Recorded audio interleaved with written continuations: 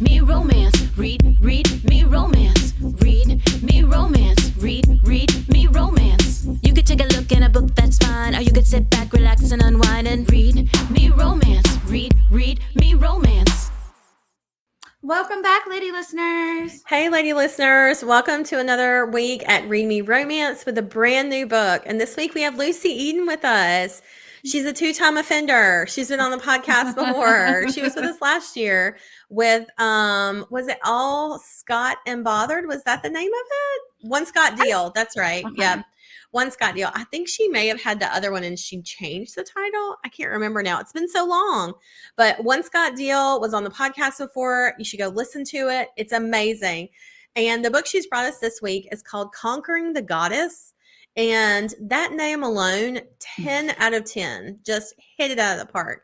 And so I guess it's all part of the series because she's got like Cherishing the Goddess. That's on her Amazon. You can go check it out. It's in Kindle Unlimited. And it's just, I love all of the goddess. Like that's such a great theme, you know? It's such a good word. Yeah, exactly. It's not used enough. Yeah, not used enough. That's exactly it. So we're going to talk about Lucy Eden and all her amazing stuff and just everything we can in just a little bit. We're going to catch up and just talk current events. So I want to tell you something I'm really mad about. Okay, let's get into it. I love it. Coming in hot. I got a text the other day from the school and it was like extreme PE starts and I laughed What? and I was like Peyton's not doing extreme PE and I laughed about it. I was like, I guess because they said how many people were in on it. Yeah. And I showed it to Rob and Rob was like, no, I signed him up for it. And I was like, Peyton wants to do extreme PE. He's like, no, they're zip lining, paintballing. Oh, But no. Listen to this shit. I was so mad when he told me yesterday. I'm sitting there, I was eating my dinner, or I guess it's lunch for me. And Rob's like, they have extreme PE tomorrow. I got to pick them up at 10:30 at night. And what? I was like, oh, what are they doing? And he looked me in the eyes and he said something that I've wanted to do. I brought up like 2 weeks ago that I wanted to do. He goes, oh, Savannah Bananas game is in town. Oh, they're going to Savannah Banana. I looked at him. Yes, I looked at him. I said, "Are you fucking with me?" And he's like, "No, they're going to the Bananas game." I was like, "What the fuck? Why didn't you go?" So I looked up tickets, and there's like nothing left except general admission. Mm-hmm. It was like people said it's sold out. I went on their website, and all like their pre-sales are gone. I didn't realize. And they didn't pay like shit for extreme PE, so they must have given some out to the schools. Yeah, maybe so. Oh, that's really cool. Or maybe the coach knew somebody or something. Got him, slipped him in. I don't know, but yeah. But they said, and then we had to go get them Visa cards, like gift cards to take with them. They're not allowed to take cash with them. And I'm in line at CVS and I look in front of me and somebody's got a Visa card. Look behind me, another person's got a Visa card. And I'm like, oh, we all getting our cards? And they were like, yeah. And then they looked at me and then I was like, everybody else's card was like $25. And I got a higher one. But I only got a higher one because Peyton goes, my girlfriend's coming. What if I want to buy her stuff? Oh, he has a girlfriend? Yeah, kind of. Well, actually, I'm taking her home tomorrow. Yeah, it's his girlfriend. I've known her as his girlfriend for like the past forever. Yeah. And but like a girl that's his friend. No. Like a girlfriend. Oh, okay. Say, like he's not like he has one girlfriend that he's been friends with forever. They're friends. Oh, okay. This is like I thought that's who this was. No, this is a girlfriend that he's been talking with for a while. Okay. And I said I would take her home tomorrow after the game. And the dad wanted to talk to me and he calls and he was like, yeah, I know that her and Peyton are best friends. I was like, oh. Oh, that's what we're saying at your house. Okay. That's what we call it there. All right. So on your end, that's what we say. Okay. Got it. At least he let you know really soon so you didn't fuck up. He's like, yeah, her and Peyton are best friends, which I'm sure you know. They're always talking. I was like, yeah. Which I mean, it could probably seem normal because his other friend, he talks to all the time too, or that plays Minecraft with him. So, and they're not like that. They're just best friends. Like I don't know why, but like I'm really emotional about him like having a girlfriend. Like, I just feel like, isn't he still 8? They just stay. You know? It's about to be 14, but they just stay. They've never gone Aw. anywhere together. I know. That's sweet. He's such a sweet kid. I hope she's a nice girl. So He's such a good guy. Oh my gosh. So they're going to the Savannah Bananas game and you're jelly. I'm God so damn it. mad. I was like, Damn it. shut the. I just said it to everyone. It was like, when I went to that Yankees game, I was like, guys, I really want to go to one of the banana games. I Mhm. love them. They're Yeah, like, yeah, they're we cute. should. And then Peyton's going. Tell him, don't take that girlfriend, take me. That's what you should tell him. Who do you love more? I'm gonna sneak on the school bus. Yeah, right. You should ask them if they need chaperones. That's what you should do. Seriously. It's already Like, going tomorrow. So what? Be like, if a chaperone gets sick, sub me in. I'm ready to go. Call me in, coach. I'm ready not to calling play. that principal for no favors. That principal owes you a favor after that bullshit. I love it. God. I know I have talked about this for the past 2 weeks, but I finally finished What the Hex, I think it was by Jessica Clare. And I just want to state for the record, this book was fucking nasty. Like, I don't know what kind of voodoo witch shit she did on me when I was reading this book, because you know how like something's got to be fucked up for me to really get turned on when I'm reading it. And this wasn't necessarily, it's What the Hex was the name of it. But it was just, there was this scene where they're like in a car and they're fucking and they're just like, it's hot and it's fast. And I was just like, holy shit. Like as I'm listening to it, it is so good.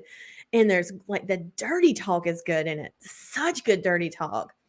So man, like I cannot recommend this book enough. If you want something that's like, because it's a fake dating trope and he is an asshole and she is like the bubbliest, sweetest, like fluffiest heroine. Like she's short and chubby and cute. She wears all these bright colors and he just has a permanent scowl on his face. And it's something about her that he's so angry he loves her, you know, and he just can't keep his hands to himself and he's mad about it. And God is so good. And they're fake dating the whole time. So it's so good. I love it.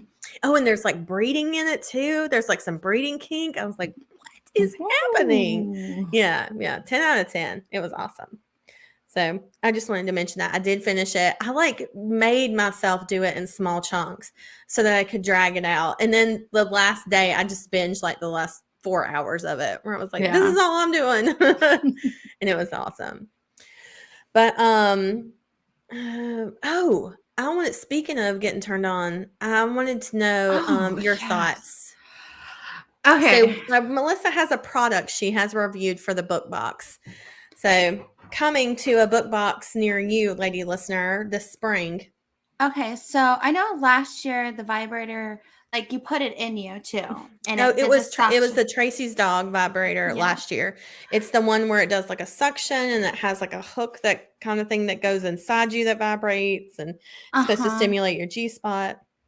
But I'm not big about sticking things inside of me generally. I can agree with that. Yeah, so when I masturbate, but and I did try the suction on the last one. It was good. But this one, the rose thing, I don't even know how to explain it. It like has this hard suction. I had to do it on the lowest setting. And I still really? I was like, holy shit. And like way too fast still. I was like, oh my God. See, that's the thing is like, usually when I try a vibrator, I automatically go to the highest setting. Like on a normal like vibrator thing, it's like, crank it all the way up and let's try it out. This thing is soft and it like sucks your clit into it. And then it doesn't just it'll do like a few hard sucks and then it'll pulsate and hard suck. It like that. I couldn't believe it when it did it. I was like, this is like actual, like it was sucking. You could start to pull it up. It doesn't hurt either. Yeah. You can start to pull it and it still has a hold of you. Oh, it's got like a suit, like a seal, like a suction seal. Okay. Suction sealed on you. Okay. And then it like does its thing in there and it's like soft and it just, And it vibrates too, right? Yes. Yes. I It have not vibrates tried around. this yet. I've got one, but I keep I forgetting to have like hook it never and charge it. experienced a toy like this. Like, I was completely shocked. Like, I text somebody right after, and I was like, not only that, it's because it's a rose, it's in Mhm. your hand, Yeah. it's small. Mhm. I was like, I haven't tried this yet, but I'm going to the next time I have sex. I was like, this is perfect for like doggy style and Oh, good stuff. point. It's Yeah, yeah, so yeah, easy yeah. because you can hold it in the palm. Mhm. Even how men reach around and Yeah, yeah, they could uh-huh. literally have that in the palm of their hand like nothing. It would be Now easier you're than talking. it'd be easier than their fingers. That would be less concentration. All they'd have to do is like Just stick boom. it on there. Just let it get its And grip. it kind of reminds me, you know, when they made those butterfly things? Oh, yeah, yeah, that you Tho- wore around your thighs and but they they sucked and they fell Oh, I down and you could hated never get it in the those. right It position. was never in the right spot. Never. My Now, thighs were too big. in fact, I actually wonder if I stood up if it would stay suctioned. Well, now you got to try and report back to us. So, when we were talking about doing the book box this spring, we knew we wanted to put another vibrator in it. It was such a big hit last year when we did it. And I mean, we used them. So, why not celebrate that and include them in there? So, we both have heard people talk nonstop about the rose. Like, you got to get the rose, you got to get the rose. I But they're like understand now. 40, they're like $40. Expensive. To me, that's a lot. When you can get one on Amazon, you can get a regular vibrator on Amazon for like $3. Because I thought the same thing. I was like, I have my basic vibrator. Yeah, I'm like, it works. can't be that good. You're telling, yeah. So you're saying it's that good? Yes, it is worth every penny of $40. Okay, good, because we ordered 250 of them. It is worth every single penny of $40. Okay, good. So if you want to get the book box this spring when it comes out, there'll be one inside, and it'll be hugely discounted because it's in with the books and everything else. So if you want to get one, this is definitely the way to do it because And it's it's going to be hot cheaper ass than you get anywhere else. Yeah, and it's hot pink. It's Why hot, not? hot pink. Hot pink. I'm so excited to try this now, though. No, it's really good. I was kept like, thinking it can't be that good. It I'm was like, it good. can't be better than I'm the not Tracy's even Dog joking. one. I was like, all right, I'm gonna try this because I forgot it was on my desk and I was up Mhm. early and I was like, I just shut my office door. I was like, all right, I'm gonna try this because I was Mhm. messing around. Yeah. And I was like, holy motherfucking shit, that was fast.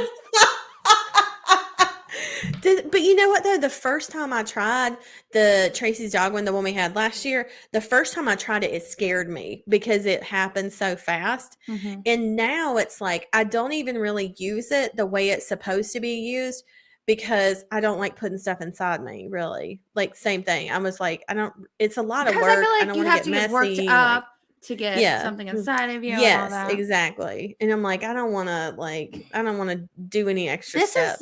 This one is like soft though. Like I Mhm. felt like the other one was a little harder. Yeah. This is Yeah. like soft. Not as like flexible. Yeah, this is like Mhm. squishy almost a little bit, which it has to because I guess it's suctioning, and that would be Yeah. painful to go against something It hard. almost felt like one of those like pocket pussy things a little bit when I squeezed one. Like Uh-huh. the one I got out and I was like, all right, I'll open it up and I guess I'll keep this one because nobody wants the one I've been fingering. And so like I turned it on and I could feel the suction on my finger. Like when I Mhm. did it, I was like, oh, that's strong. Uh-huh. And I was like, but it's fine. It's probably, it's probably just okay. But I'm glad to know it's awesome. That's good to Very good. know. Okay. All right. Well, I know what I'm doing tonight. So we'll have more up on that soon. Make sure you check your newsletter, or if you're in the Patreon, you'll hear about it first. So Mhm. yep, you can join the Patreon too. We have, I think the first 6 seasons are up on the Patreon. The audiobooks, there's no talking, it's just audiobooks. There's free ebooks loaded all the time on there too if you want some, and there's all kinds of fun stuff. So Yeah, there's like almost all of season 6. There's like 2 left, I think, coming from season 6. so they'll be loaded. I think you said every Thursday a new Every audiobook Thursday. drops. I figured since we used to do podcasts on Tuesdays and Thursdays, Yeah. that I would drop Patreons on Thursdays. Okay, great. Since the episodes are all in one now on Mhm. Tuesday. So that's awesome. So yeah, if you join the Patreon, for your subscription, 100% of your subscription goes back into the podcast and creating more audiobooks. Along with the book box as well, 100% of what we make on the book box goes back into making more audiobooks. So anything you do to help support the podcast, we really appreciate it because it just goes into furthering more awesome audiobooks from really great authors that we love. This is not really a segue, but I wanted to tell you what happened to me this weekend. I almost fell off my roof. What are you doing on your roof? So when we were gone, I don't know if I talked about Oh, it. yeah. Yeah, we had the leak in the roof. You had a leak, yeah. Yeah, like right over our bed. It was on my side of the bed. So like, I kept thinking like, okay, maybe it was just a bad storm that like blew it in like some crazy way. But then we had another rain and it was like just as bad. So I was like that next or Saturday. Your house is so new. I know, but the roof is almost 100 years old. Okay, because I know you put a roof over the new, so it's not. No, it's the new part. Actually, it's not the old part. Yeah. So most of the roof is tile. It's like, the terracotta tiles, like you see the old one or the ones that are like Spanish style where they're like curved and stuff. Yeah. These are flat. It's like it looks like slate, kind of like slate tile. And so that's the whole roof except what's over our bedroom and it's metal. Okay. Which is weird because that's the part that shouldn't leak. But it was the new parts and we cannot figure out where it's coming from anyway. So on Saturday morning, we got up and I told my husband, he had already gone up there the weekend we came home. That next day after we got back, he went up there and he was like, I don't see a leak. And I'm like, I don't trust you. So I was like, I have to look at it. And so he got the ladder out and it's like it's the second story, but we have a deck. So we put the ladder on the deck and I was going to go up the way he went up and it's really steep because we have like really high pitches on our roof. And he just kind of shimmied up the tile and got on top of it.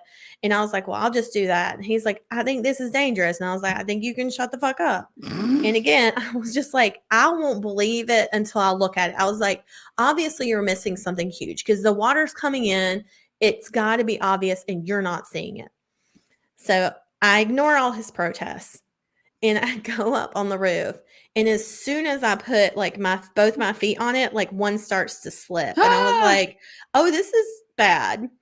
And I was like, I'll just get on my hands and knees. And then I go and I get on my hands and knees. And then I try to like crawl up a little bit. And then I start to slide. Oh my God. And I have tears in my fingernails from like trying to grip the tile so that I would stop falling. I was freaking the fuck out.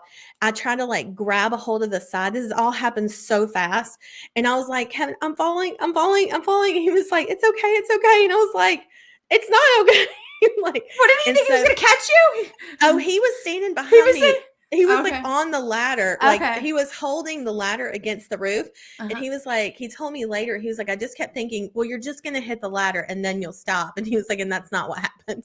So like, I kept sliding. I like tore my leggings, the knees out of my leggings. I skinned up one knee so bad. I like got skinned up like my hands and my arms, like all down this way. And thank God we have gutters. That's what caught me. My feet hit the gutters and like that stopped. And I was like, oh my God. And he was like, put your feet on the ladder. And like the ladder was like kind of like against my butt. And I was like, okay. And I like managed to get down. And then I just started crying because I was like so upset. And I was like, I don't know. I just had to look at it. And he was like, you won't listen. So it was like this big dramatic moment. And then we had to leave to go to a party because we were like go to a birthday party.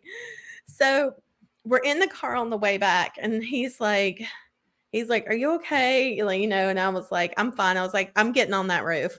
And he was like, what is wrong with you? He was like, why won't you believe me? He was like, you just won't believe me. And I said, I won't feel good about it. I said, I'm not going to call a roofer until I look at it. I'm not going to call a roofer.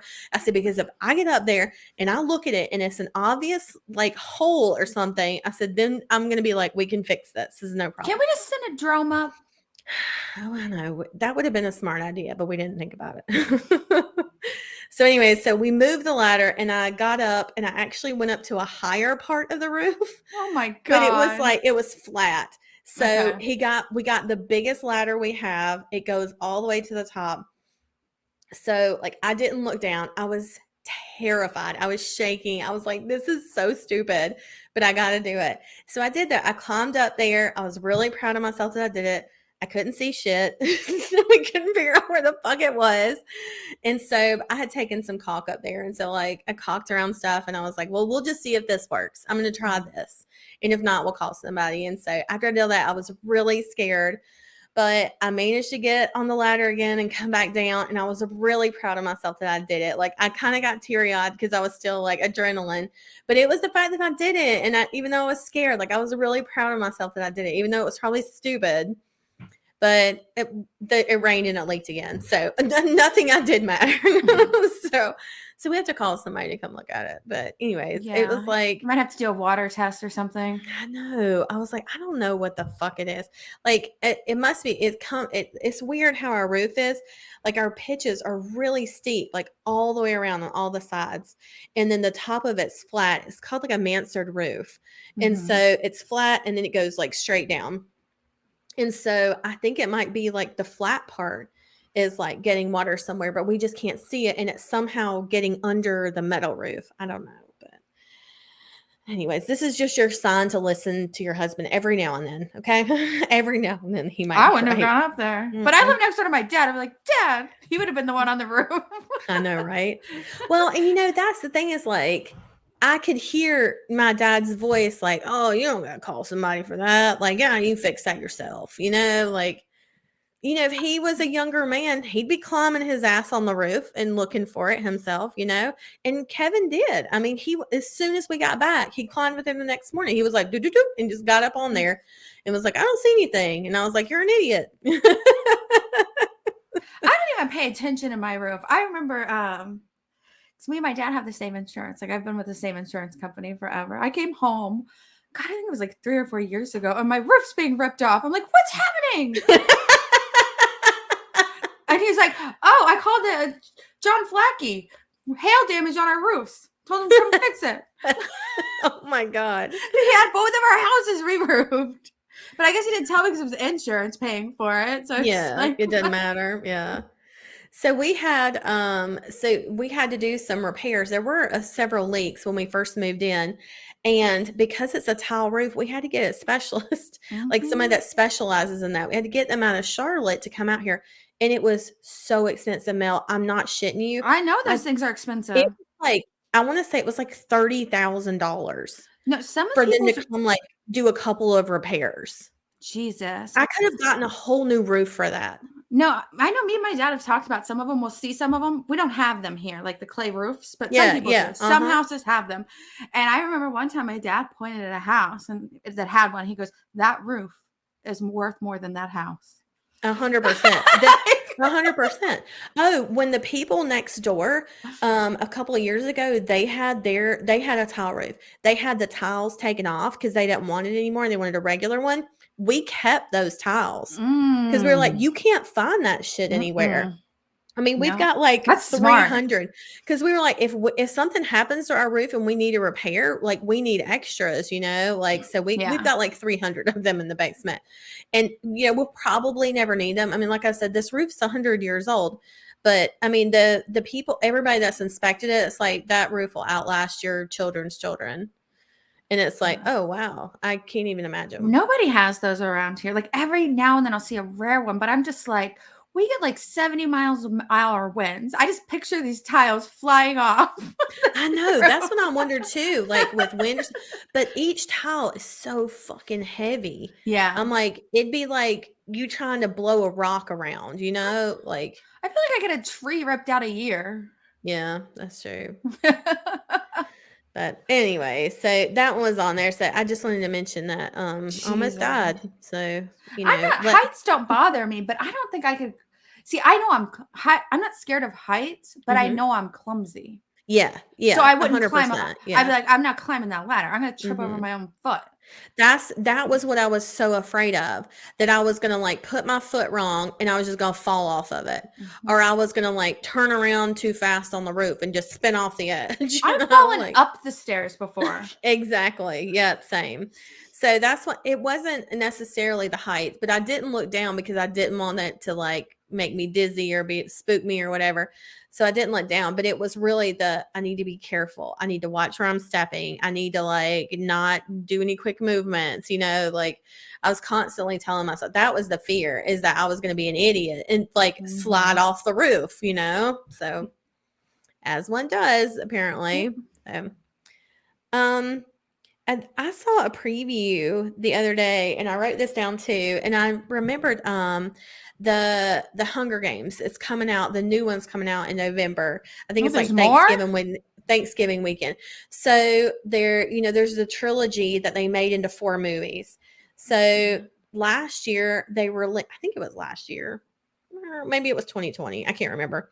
Yeah, it was 2020 because Twilight came out, the Midnight Sun came out, and then the Hunger Games book came out, and they were like, what year is this? These books are number 1 on the charts. But anyways, so it's called A Ballad of Songbird and Snakes, and it's actually a prequel. It's about President Snow. It's about how he came into power and why he's a terrible person. So the book is awesome. I've listened to the audiobook. The narrator is amazing. I think it's like one of the actors that's in it that does it maybe, or I looked it up. He's like a famous actor that does the narration because I was like, I recognize his voice. But so good. I really enjoyed it. But sometimes it's interesting to watch, which we do in our crime shows, watch the evolution of somebody turn into a terrible person. Yes. To see it for yourself. It's fascinating, right? Yeah, to see it. And you have a little bit of compassion in there. Yeah. Oh, let me tell you, I was telling a friend of mine, when I listened to that book and then I went and watched the Hunger Games movies, I looked at him totally different. He was a completely different person to me.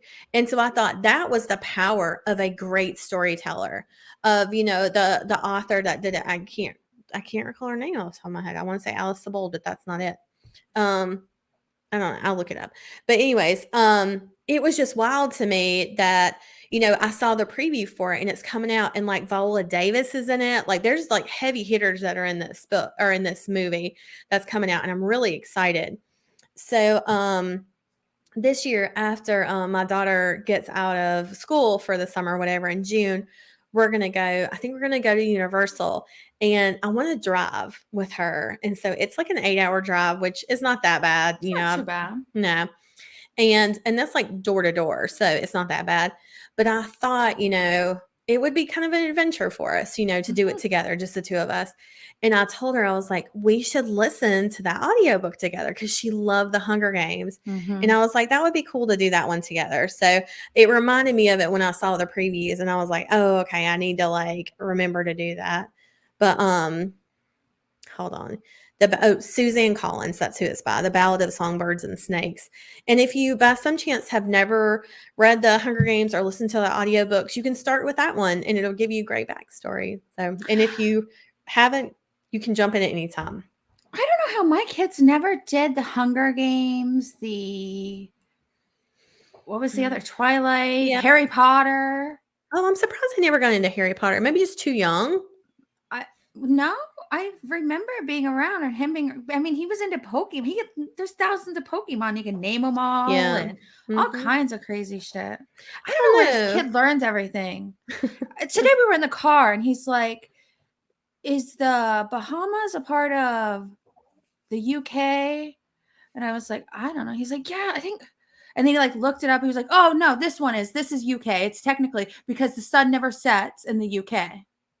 Technically is what he told me. And he's like, that it happened in like 1970, and he like listed the year and stuff. I'm like, what the fuck? Get out of here. I know this. I thought he was like, no, it's one of the ones down in the Caribbean. I was like, you're thinking of Turks and Caicos. And he's like, no, I'm not. I'm like, yes, you are.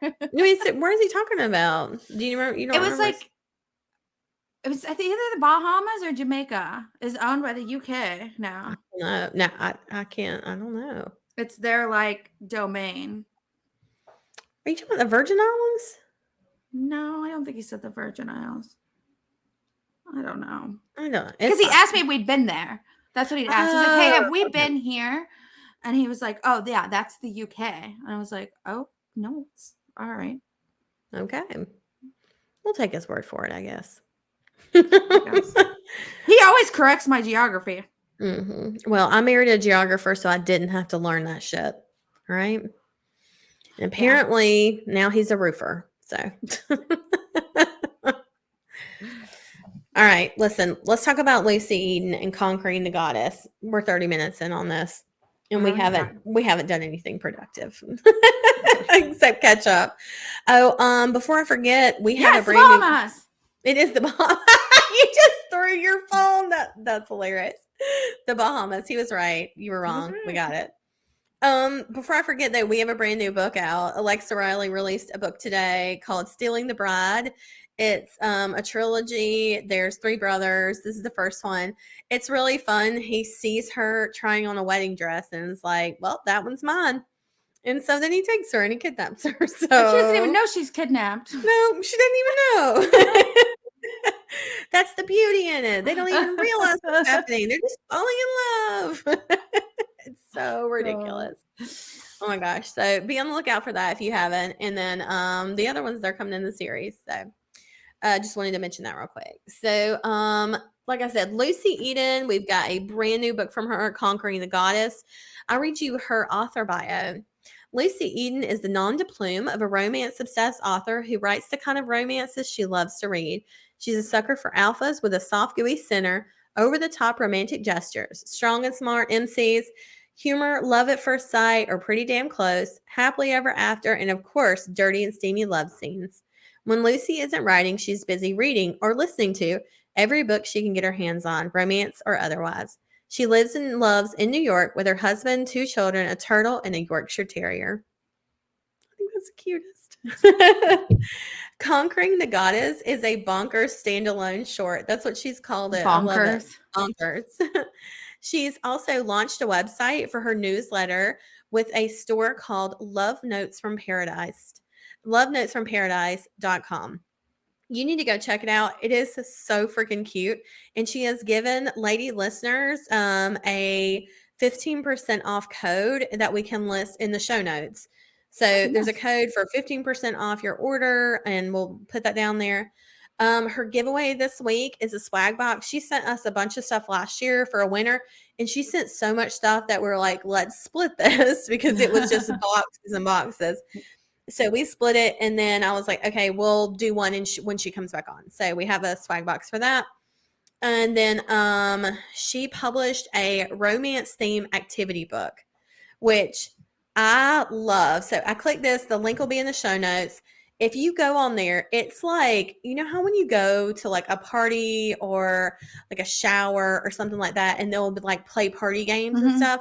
So this is like what that is, except like you can play this with your friends anytime. It's got a word search. It's got a crossword puzzle. It's got oh gosh, it's like complete the sentence thing where it's like, oh, a noun, an adverb. Oh my God, what are those called? Mad Libs. It's like a Mad Lib. And then it's got this thing, and it's like she gives a sample of it. It's called a matching game.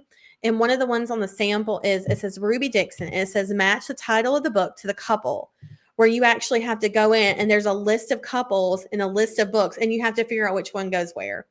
And I was like, cool. I love it. Like, how much fun would this be to play with a bunch of friends? Like, I think this would be so fun to play together. So it's on her website, like Love Notes from Paradise. You can go on there and check it out. It's super cute. Like, it's $20 to do it. And it's the whole kit. It comes with like all the stuff you need to do it. And I think like even like colored pencils and stuff, like all of her packaging is that'd so be a good cute. Gift too. If you want to send somebody. Oh my God. Like if your friend is sick or something or not feeling good, you could send that.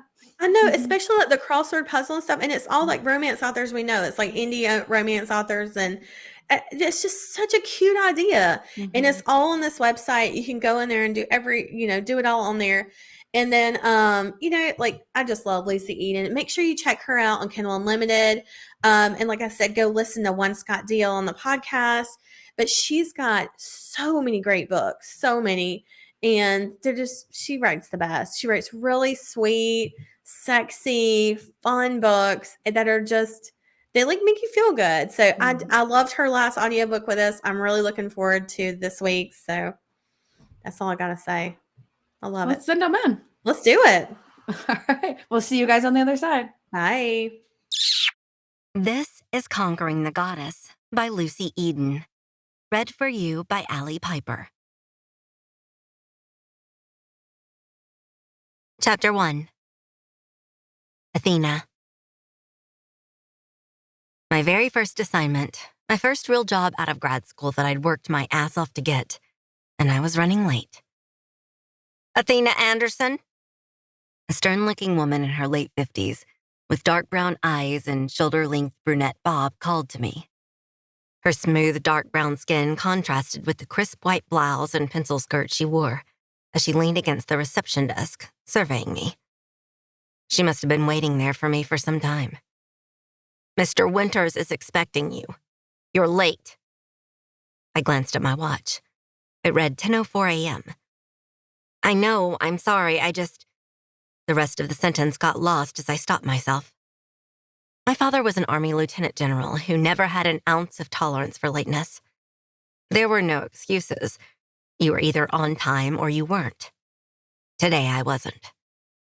I just hoped I hadn't ruined my interview before it began.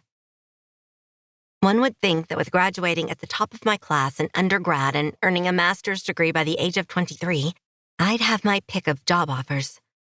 Unfortunately, there were only 3. Content editor for a mommy blog, beat reporter for a celebrity gossip rag, and the one I chose, junior features writer for Capital Exchange magazine. The magazine was decades old and looked to revamp its image and stay relevant by hiring young, bonus if you're a woman, journalists. I was obviously a token hire, where much wasn't expected of me, but I was determined to work hard and prove them wrong. Choosing Capital Exchange wasn't about the money. Frankly, the mommy blog offered me more, a lot more. But if I wanted to be taken seriously, home facials and the top 10 strollers for twins wasn't the place to start my career. The woman led me down a long corridor of glass-walled offices full of people in business attire at desks, clicking away at computers or pacing back and forth, screaming into earpieces. At the end of the hall was a pair of large, intricately carved wooden doors. She pushed them open to reveal a massive office with floor-to-ceiling windows along the far wall. At 45 stories tall, the Strathmore was one of the tallest buildings in the city. The view from the 42nd floor felt like standing in a cloud.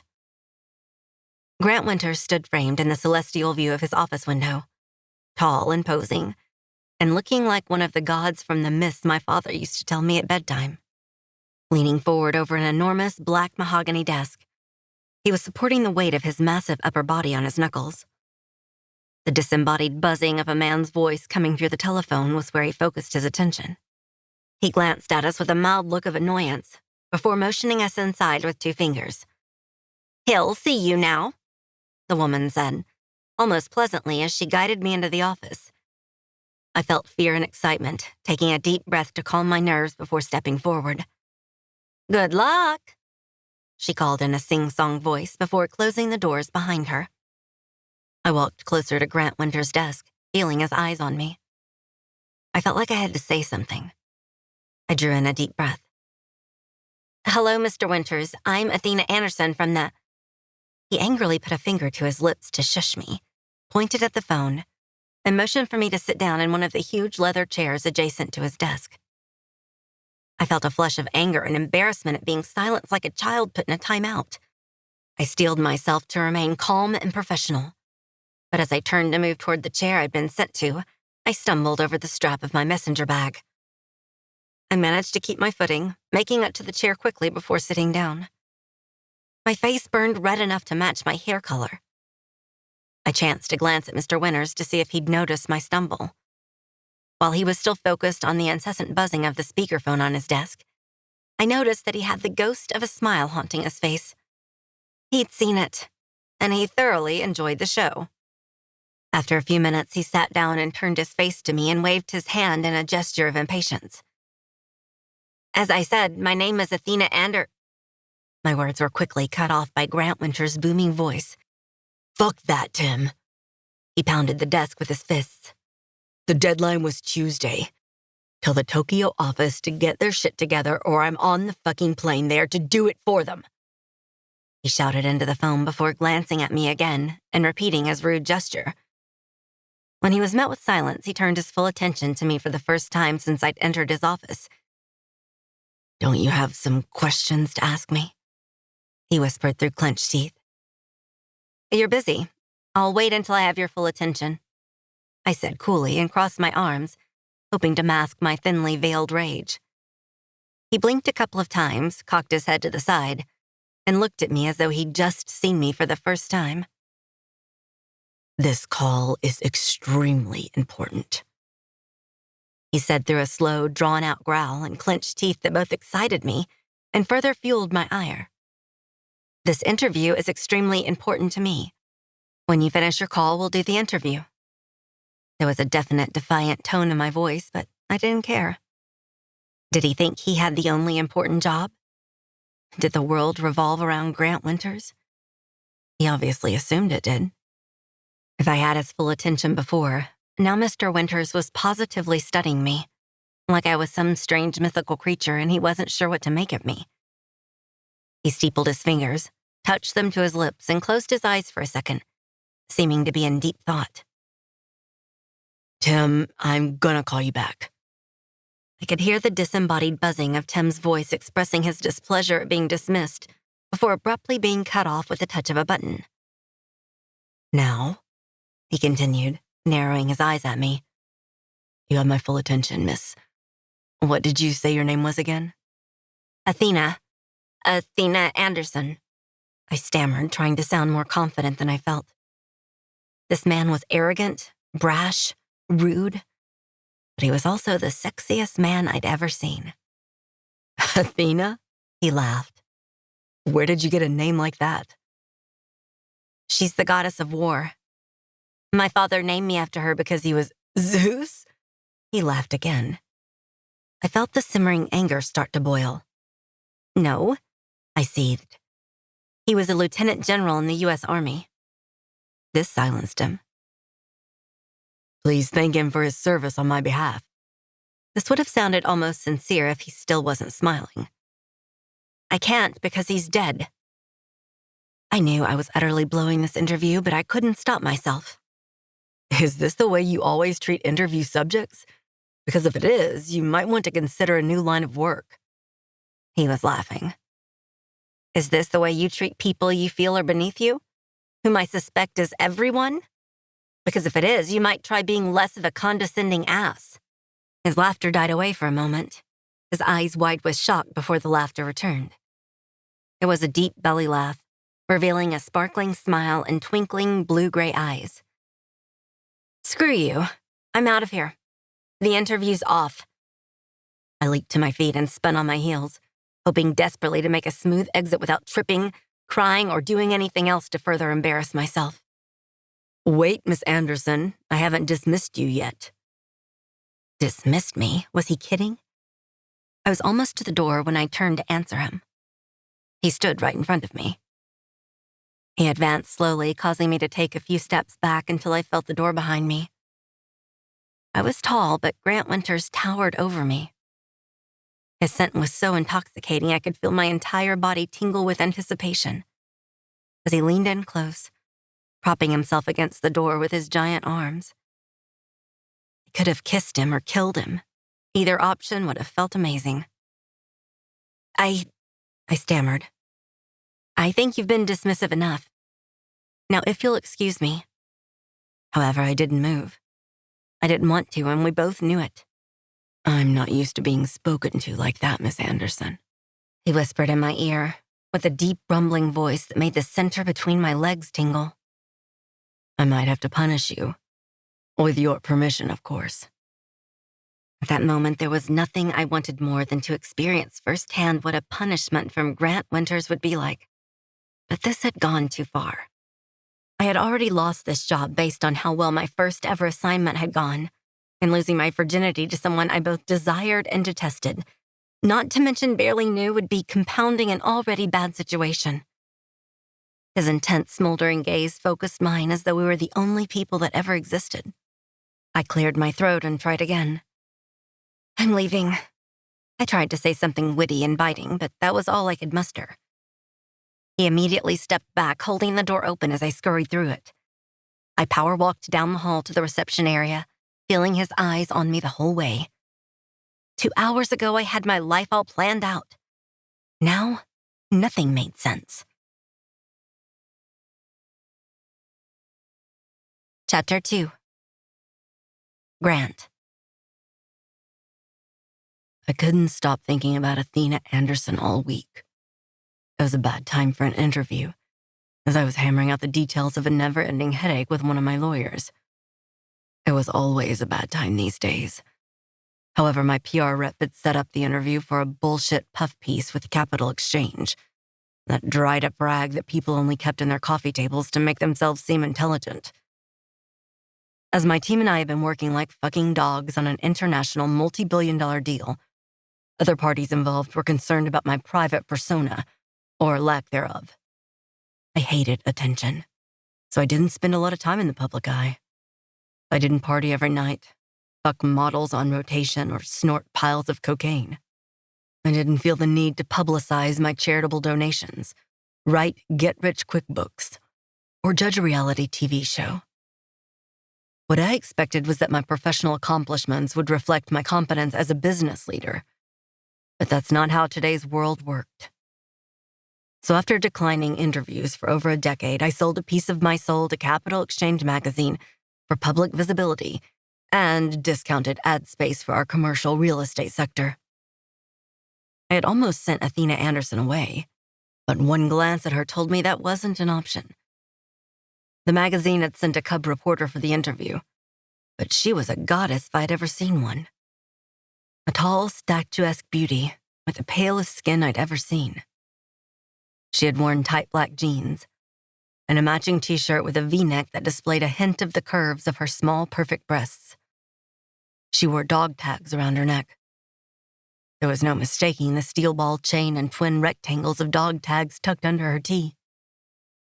She had pulled her fiery red hair into a messy bun, complete with the pin sticking out of the top of it. Her glasses had done nothing to hide large emerald green eyes that glittered like jewels, or the smattering of freckles scattered across her cheek. To my surprise, I wanted to kiss every single one. She couldn't have been older than 25, but as I watched her perfect ass disappear down the corridor and the exit, her hidden ferocity made me curious. No one dared talk to me the way she did. Until now. Little Miss Goddess of War was tough as nails. I wanted to toss her over my knee and spank her until she begged for mercy. I wanted her on her knees in front of me, so that I could see if she could use that pretty mouth of hers for something other than sassing me. Most people easily bent to my will, and I always got what I wanted. I wanted to know everything about her.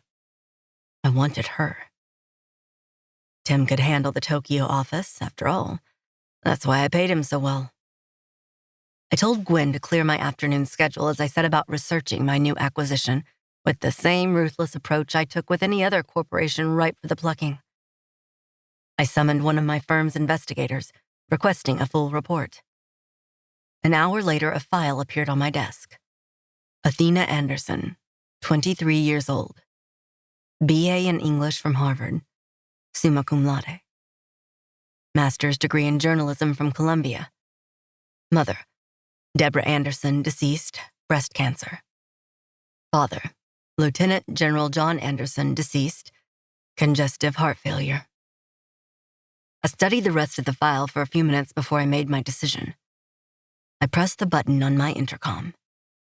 Gwen, get me the editor-in-chief of Capital Exchange. 5 days had passed since I was close enough to my little goddess to inhale her intoxicating scent and witness firsthand that sexy pout she wore when she got angry. I didn't know when I would see her again, but Miss Anderson would be the first thing on my agenda once the gala was over. Gwen poked her head into the office. Sir, your car will arrive in 45 minutes. I'm headed to the venue now to go over some last-minute details. Is there anything else I can do before I go? She asked. Something the little goddess said gave me pause before I slammed Athena's file shut again. You know what, Gwen? I rose from my chair, reaching for my tuxedo jacket. I think I'll ride with you to the ballroom. The surprise on her face was so out of place it was almost comical. "Sir?" "That is, if that's all right with you," I added with a smile. She cleared her throat and nodded. Once we were in the car, I turned to Gwen and asked, "Am I a good employer?" Gwen's face snapped to mine. She was wearing an expression of combined shock and confusion. She had been my executive secretary for over a decade, but suddenly her eyes darted away. She seemed to be racking her brain for a diplomatic answer to my question. "Well," she started, clearly buying time to school her response. "I'm very pleased to be employed by Winter Corp. It's an exciting company and I—" "Come on," I cut her off. "Cut the shit. Am I an asshole or not?" "Sir, I don't understand." "I need you to be honest. It's been brought to my attention recently." I paused, remembering the looks of both loathing and lust on Athena's face as she backed away from me. I refocused quickly. That I might have a tendency to be dismissive or condescending. Has that been your experience? She sighed deeply, but still didn't answer. "Look, I've been giving it some thought. You've been my right hand and my most trusted employee for over a decade. You were with me when Winter Corp only occupied the first 5 floors of the Strathmore, and now I own the entire building.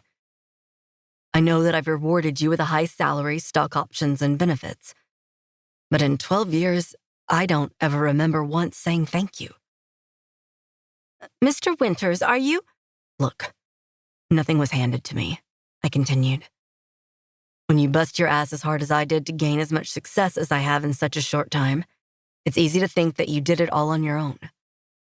I just wanted to make sure you knew that I see what you do for me every day, and I appreciate it." "Thank you, sir." I could hear a crack on her voice.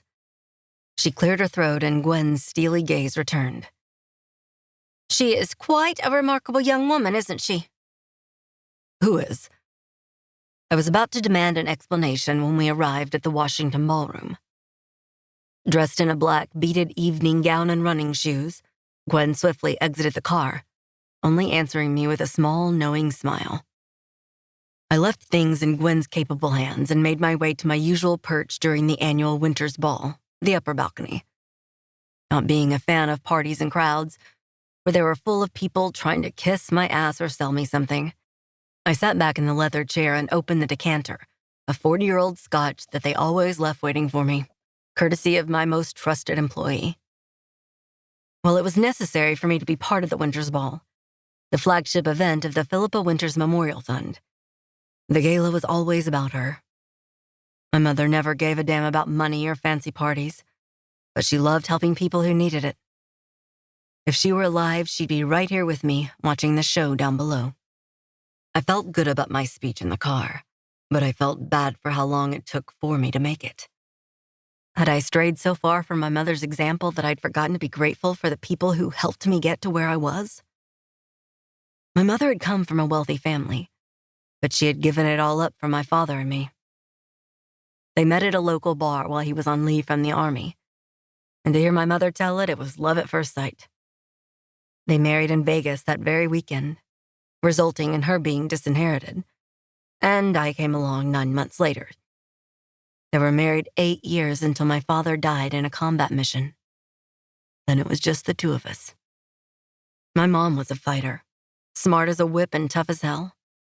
The widow's pension helped, but it wasn't enough to cover private schools and extracurriculars. She worked 3 jobs, found every scholarship she could, and called in every favor she had to get me into all the best schools. When I graduated, she emptied her savings account and mortgaged her house, so I could start Winter Corp without an ounce of debt. The first thing I did once I became successful was retire her and give her access to anything she ever needed. All she asked in return was to see me happy and settled with a nice girl. I knew what inspired my confession to Gwen, or I should say, who. For an instant, I couldn't help but think that my guardian angel had sent me a little goddess to kick my ass. And just like that, my thoughts turned to Athena Anderson, as they had almost every moment of the day since I met her. Chapter 3. Athena. I was sure my tirade on Monday had cost me my very first job before it even started. Until my editor-in-chief called me into her office to tell me that Mr. Winters wanted to expand the article to an all-access feature and double his ad buys, on the condition that I be the one to write the piece. This time I decided on a new approach, to take my time and research my subject before attempting to schedule another interview. At least that was the excuse I gave myself. The idea of being in a room with that man again both terrified and titillated me. I couldn't shake the memory of being backed against the door, feeling his breath caressing my neck and his growl rumbling in my ears. I could barely maintain enough control to get myself out of there before it went too far. How could I hope to do it again? On Wednesday, my editor called me into her office again, this time telling me that I would be covering the annual Winters Ball, the most coveted event of the social season. Tickets were only available on an invite-only basis, costing $10,000 apiece. In exchange, guests were also expected to spend thousands more dollars in sponsorships, charitable donations, and auctions. I can't go, I protested. Besides, Grant Winters doesn't even attend the ball. Since the first gala 7 years ago, rumors have circled that the founder and benefactor of the Philippa Winters Memorial Fund never attended the event. Too bad, because you are going. There was a hint of jealousy in her voice, making me wonder if she had ever attended the ball herself. She could happily have my ticket.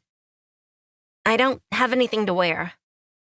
It seemed silly once I heard myself say it out loud, but I couldn't think of anything else. You'll wear this.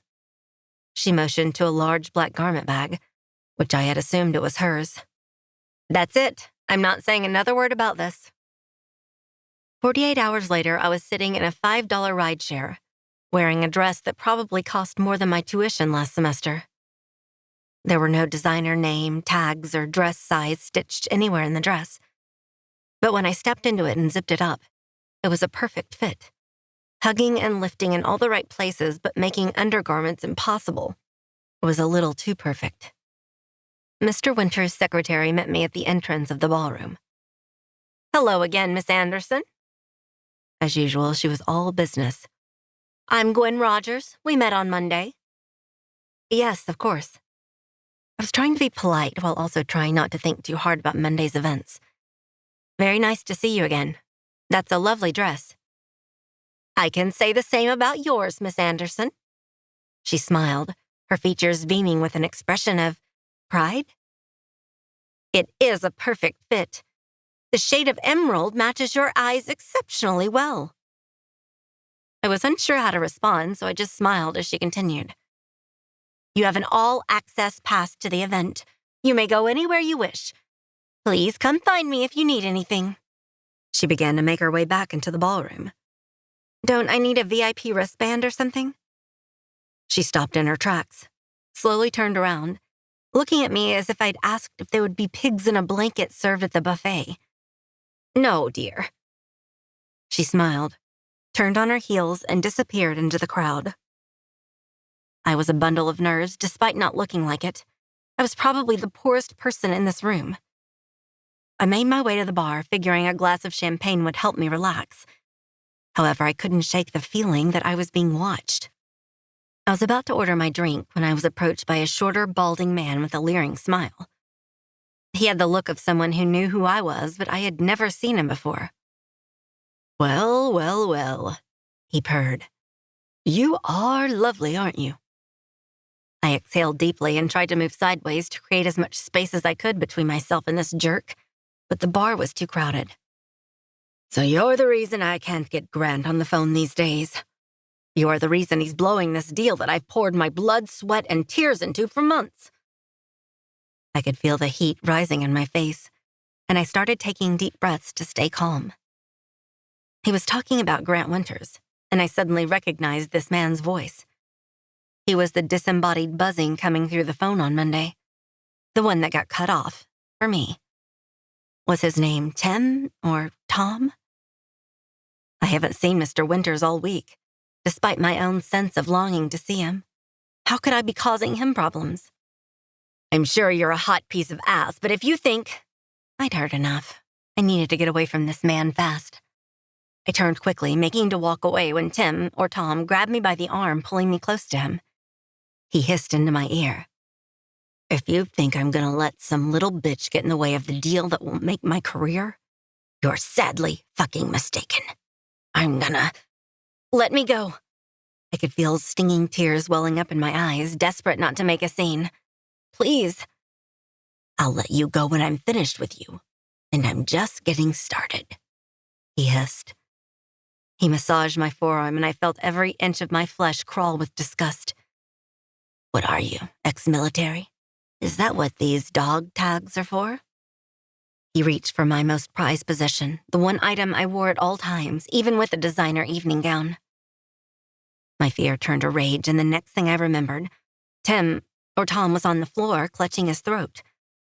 I reflexively felt for my dad's tags, finding that they were still right where they belonged. Suddenly, I felt the gravity of the situation. I had punched a man at the Winter's Ball. Tom was still on the ground pointing at me. I expected to see 2 burly security guards ready to cart me off to jail when the crowd parted, but instead, it was Grant Winters. Chapter 4. Grant. I couldn't stop thinking of my sexy, flame-haired reporter. The fact that I'd even let her out of my sight in the first place showed a restraint I didn't know I was capable of. But she wanted to leave, and taking things by force is something I did in the boardroom, not in the bedroom. Athena Anderson would be mine soon enough, and it would be her choice. In the end, I always get what I want. This time wouldn't be any different. I sat back in my chair, sipping my scotch, daydreaming about Athena and all things I wanted to do to her and with her as the gala began. I scanned the crowd, seeing the usual suspects: politicians, every type of celebrity, and media elite. Then I saw something that made my cock stand at attention. A shock of red hair, removed from its messy bun and falling halfway down her back in lush waves, bounced ever so slightly as Athena Anderson glided through the ballroom in a floor-length emerald green gown. Fuck me, she was sexy. The dress had a slit that ended halfway up her thigh, displaying one gorgeous leg. Gone were the glasses, and from my vantage point, I was pretty sure so were the combat boots. I could hardly believe it was the same woman until I saw the flash of silver around her neck. The dog tags. She had come to the gala alone. She was out of place in the sea of the city's elite. Athena was too good for this place, and these people. As she slowly made her way across the ballroom to the bar, I could make out the figure of a man following the path she cut through the crowd. It was one of my lawyers, Tim Graves. Did they know each other? Why the fuck was he following my girl? When Tim approached her at the bar, the look on Athena's face said no. She'd never laid eyes on that man in her life. She also didn't seem interested in whatever he was telling her.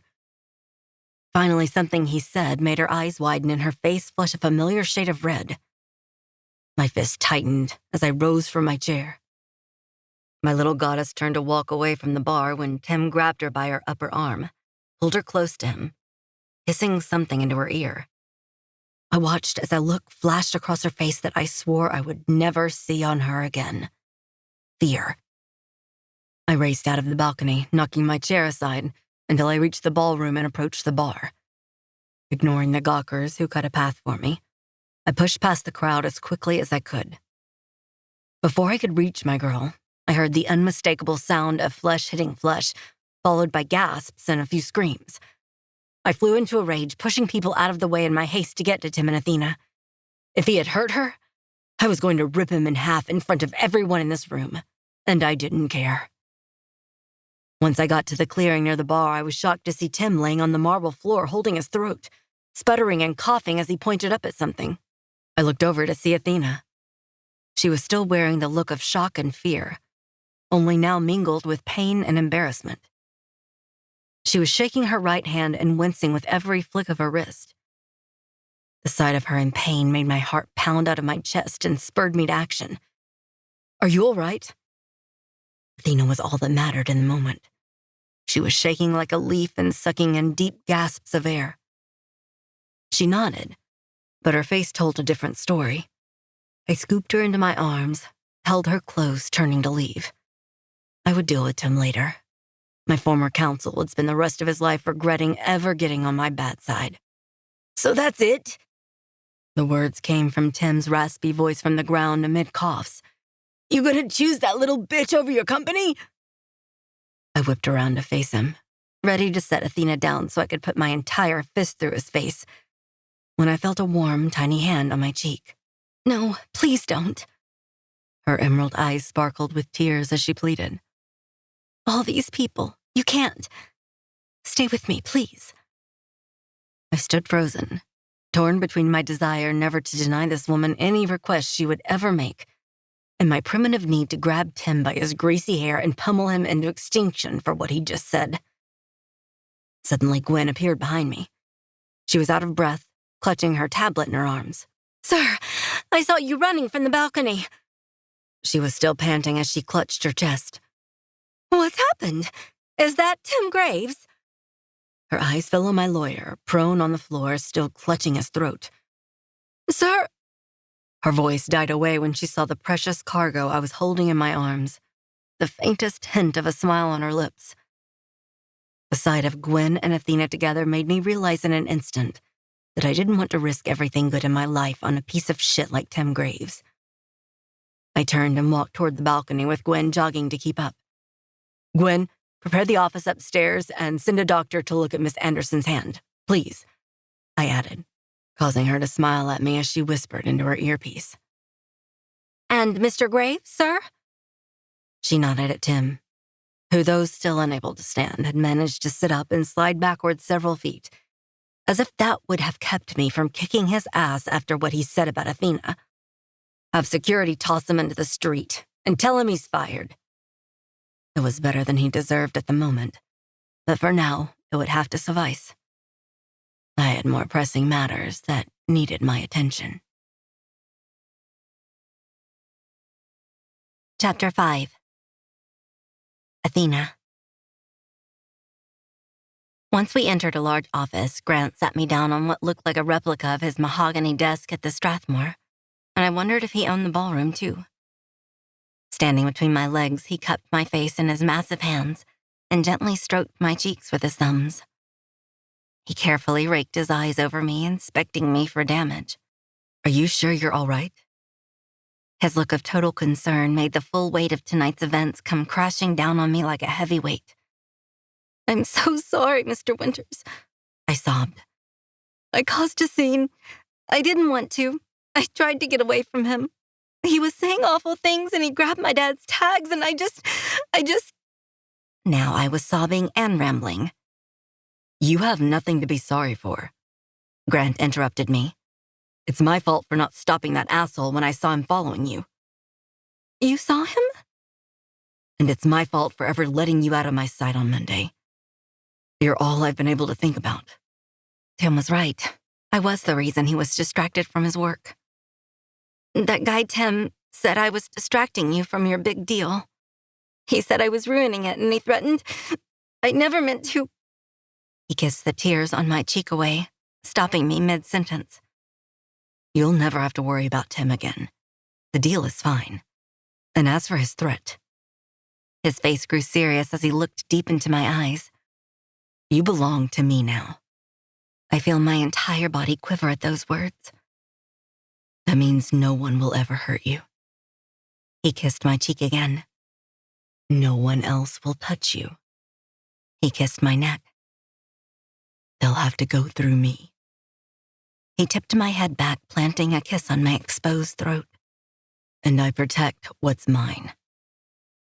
He covered my mouth with his and kissed me deeply. I felt his tongue part my lips. I returned his kiss hungrily, pressing my body into his. I felt his hardness against my thigh and instinctively pressed my hips into his. He stopped kissing and looked down at me with a devilish grin. "Why, Miss Anderson, it would appear that you aren't wearing any panties." "It's this dress," I panted. I wanted his mouth on mine again. "It's too tight for underwear." "I love it even more." He kissed me again while he leaned into me. I relaxed onto the desk's cool, hard surface as he began to trail kisses down my body, giving me little jolts of electrified pleasure. He pushed the skirt of my dress around my waist and heard him growl with longing at the sight of the wetness between my thighs. He placed the palms of his hands on my knees, spreading my legs even further, exposing my slit for this man who'd claimed my heart and was now about to claim my body. "Fuck, you're so beautiful," he groaned. His tongue trailed through the cracks of my ass, over my dripping cunt, between my lips and over my clitoris. He licked and sucked at my pussy, slowly at first, building into a frenzy until his tongue was probing my entire nether regions, leaving no stone unturned. My legs jerked involuntarily as a wave of intense pleasure washed over me. An explosion was imminent. He slipped a finger in my twitching entrance, growling as he felt the resistance of my muscles clenching around his invading digit. He withdrew his finger, and his licking became more frenzied, flicking my clitoris with his tongue, pausing every few seconds to give it a gentle sucking kiss before diving in again. After the third kiss, my body couldn't handle anymore. I clamped my thighs around his ears and let out a guttural scream. He kept up the frenzy of his movements, tasting me throughout my climax. Waves of pleasure gave way to involuntary jerks and spasms as my orgasm subsided. I tried to push myself into an upright position, temporarily forgetting about my aching hand, and fell back onto the desk, wincing in pain. Grant jumped up and took my wrists and hands. Hey, take it easy, slugger." He helped me up to a sitting position and kissed me. I could taste myself on his lips. "We need to get that hand looked at." He caressed my face with his hand. I grabbed it and slowly sucked my juices off of the finger he had inside me, causing his mouth to widen into a sexy grin. I've never been so turned on and uninhibited in my life. My dirty little goddess. I grabbed the back of his head with my uninjured hand and pulled his face towards mine. Our mouths crashed together as our tongues greedily explored each other. He tangled his fingers in my hair as I wrapped my legs around his waist, pulling him as close to me as possible. Suddenly, there was a knock on the door. We ignored it. The knock came again, more persistent. "What?" Grant yelled, his hands still entangled in my hair. I began to nibble on his chin. "It's Gwen, sir. The provisions you requested are here, and so is Dr. Walker." He sighed testily, and I recognized the look of annoyance from our first meeting. This time I didn't mind it as much, as I watched him straighten himself before taking one last peek between my thighs, before smoothing my dress over my legs. "Come in," he called over his shoulder to the closed door. Then to me, and me alone, he whispered, "I'm not done with you yet." Chapter 6. Grant. Gwen rushed in with her ever-present tablet, 3 people carrying trays of food and drinks, and finally, Dr. Evelyn Walker. She had been my family physician since I was a child. Sometimes my mother could afford to pay her, and sometimes she couldn't. But Dr. Evie never turned us away. When I started WinterCorp, I hired her as our private family physician, as well as fully funding the free healthcare clinic in the downtown district, where she occasionally spent her time and energy. She was also on the board of the Philippa Winters Memorial Fund. I knew she would be at the gala, but she didn't know I would. "Grant," she exclaimed, "it's so good to see you." She planted 2 air kisses on my cheek. "First things first, where's my patient?" "Hi, Dr. Evie." I placed a protective hand on the small of Athena's back before taking her left hand in mine and interlocking our fingers. The gesture didn't go unnoticed by the doctor. "Here she is." I watched as Dr. Walker gently took hold of Athena's wrist. A flash of pain crossed her face as Dr. Walker poked and prodded her delicate hand. Athena looked at me and gave me a small smile, and I knew 2 things at that moment.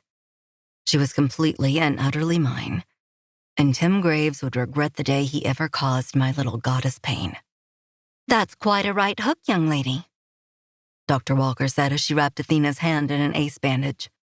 "Nothing is broken. You'll have some bruising and swelling, but keep it wrapped in on ice and you should be fine."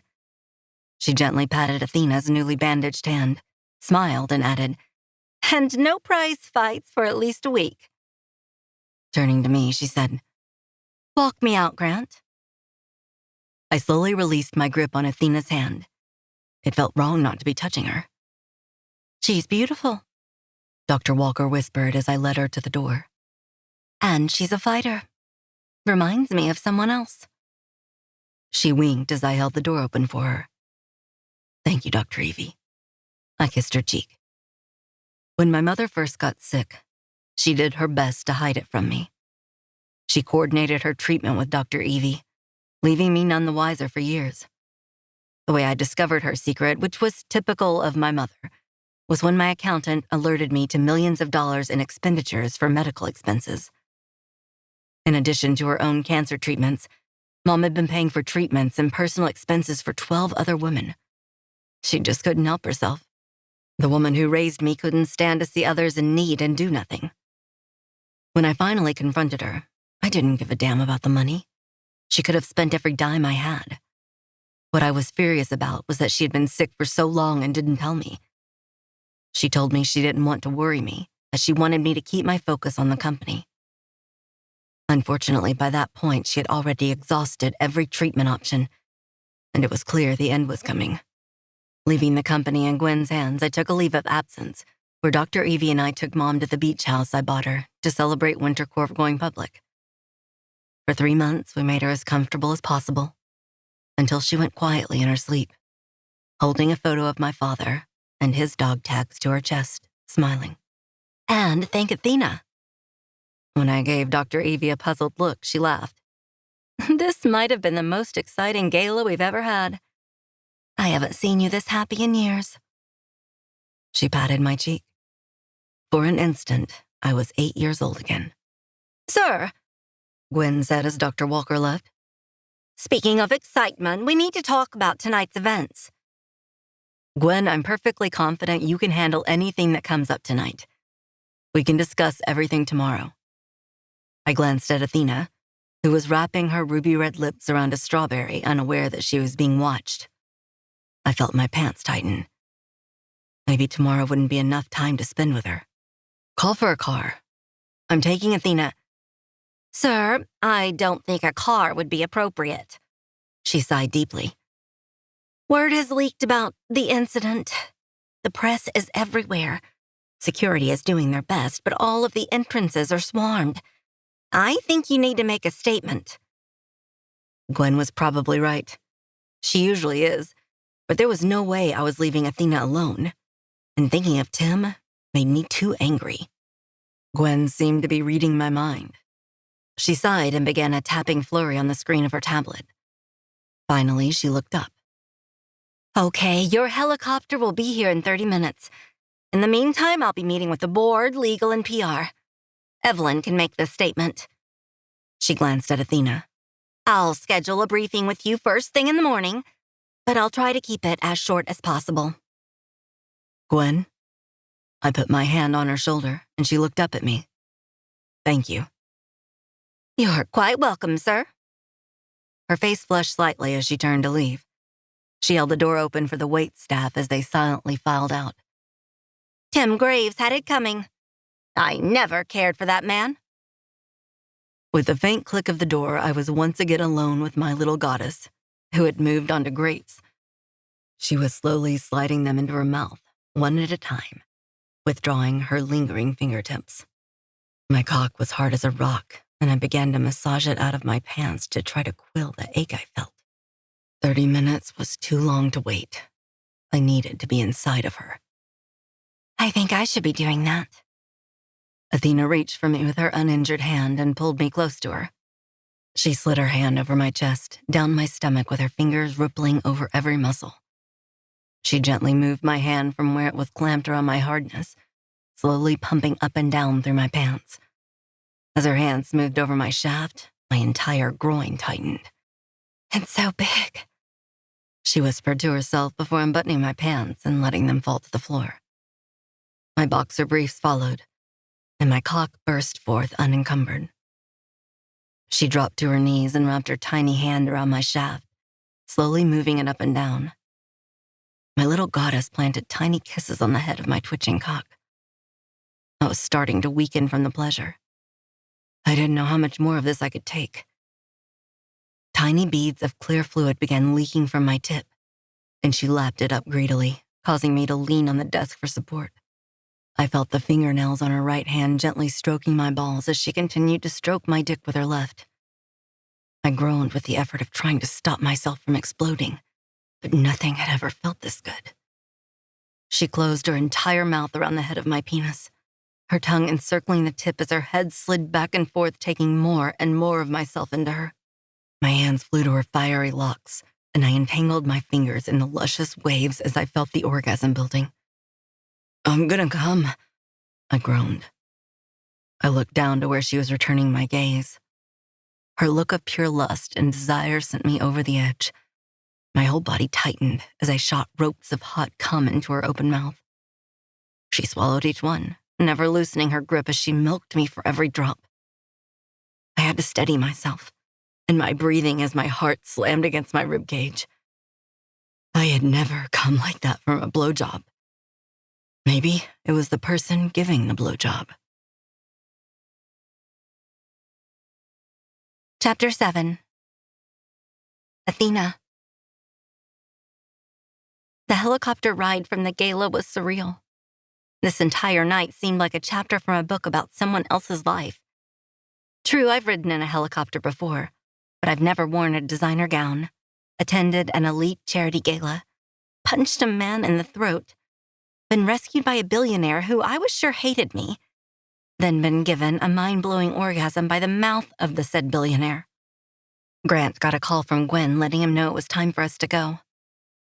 He wrapped a blanket around my shoulders and carried me into the elevator to the roof. He held me in his arms and pressed lips to mine again and again as wind from the helicopter blades whipped my hair around our faces. He helped me climb into the cabin and buckled me in before talking to the pilot. It felt so exciting and confusing. The only thing I was sure of was that I wanted this man, in every sense of the word. Yes, he was incredibly sexy, but he wasn't the Grant Winters whom I'd encountered less than a week ago. Instead, he had instantly made me feel safer than I had in years. Maybe I did belong to him. I haven't been able to stop thinking about him. And by his admission, he hasn't been able to get his mind off of me either. Did that mean he also belonged to me? I had never felt this way about anyone before. I barely knew this man, but it felt so right. There was this spark that ignited in his office, and though I spent the week trying to ignore it, it burst into a flame the moment he swept me off my feet and whisked me across that ballroom. I wanted a closeness that I'd never experienced. I slipped my little hand into his large one when he sat beside me and buckled himself in as I watched the Washington ballroom shrink from my window. The entire city and all of its problems seemed to disappear as we soared above. I looked over at Grant, who was focused on the landscape unfolding underneath us. But when he noticed me watching him, he brought my hand to his lips and kissed it tenderly. "Are you all right, love?" I felt a familiar swooping feeling in my stomach with the word love. "Helicopters can take some getting used to." My dad used to take me for helicopter rides. I was trying not to shout into the mouthpiece attached from my headphones, suddenly remembering how hard it was to regulate the volume of your voice when wearing one of those things. The first time I was about 6, and they only had headphones for adults, so I had to hold them onto my head the whole time. Memories of my dad came rushing in, and I reflexively reached for his tags with my bandaged hand, which had admittedly started throbbing from the altitude. "How's the altitude on your hand?" he asked, seeming to read my mind.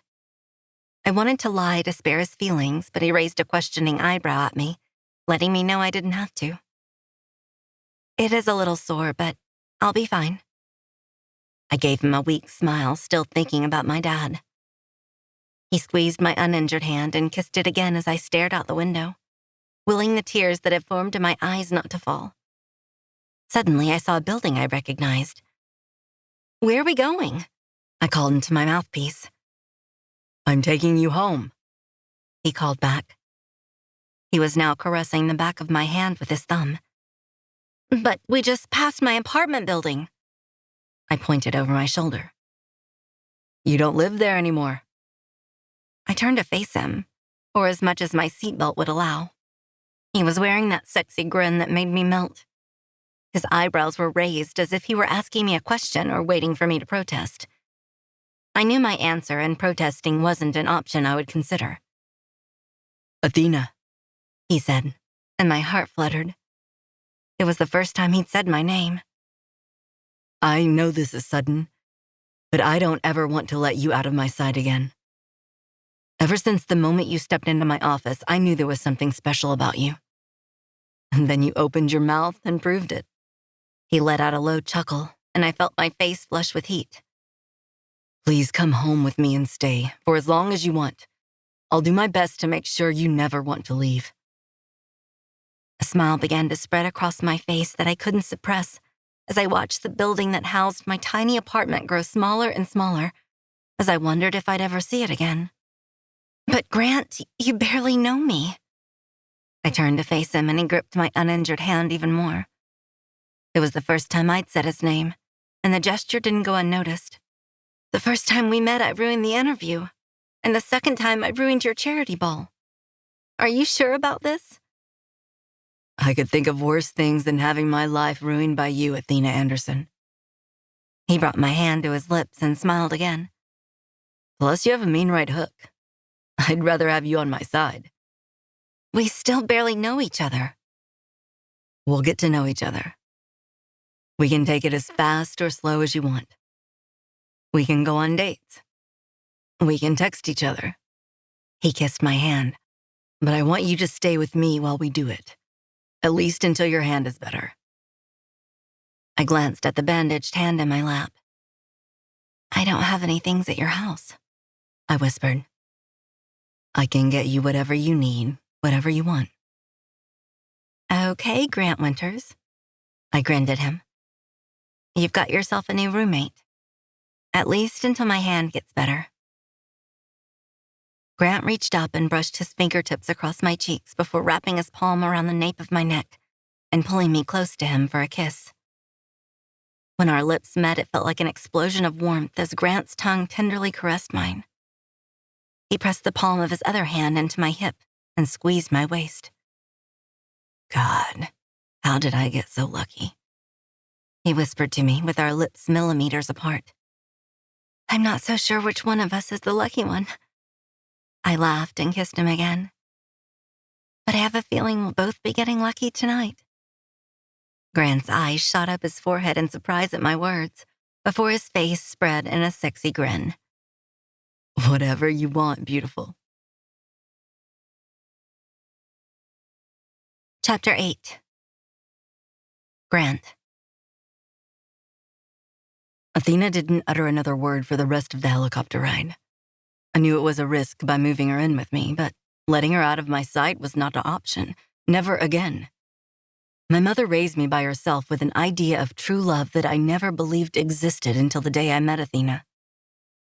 Relationships of any kind didn't interest me. I didn't feel like there was anyone I could trust, and I shut out the ones I could. I didn't realize how far I had slipped until a tiny spitfire with red hair knocked me on my ass. God, Mom would have loved Athena, and she would have hated the man I've become since she's been gone. But that all changed tonight. You live in the Strathmore? Athena called as we made our descent on the helipad. Just the top 3 floors. I wanted to be close to the office. Mission accomplished, she smirked. Don't be a smartass. I still owe you a punishment. Is that a promise? She shot me a sexy, mischievous grin. I jumped out, running over to her side and lifting her out of the cabin before dashing inside with her, squealing and giggling in my arms. I laid her down on the leather couch in my largest sitting room and sat beside her, just staring at her.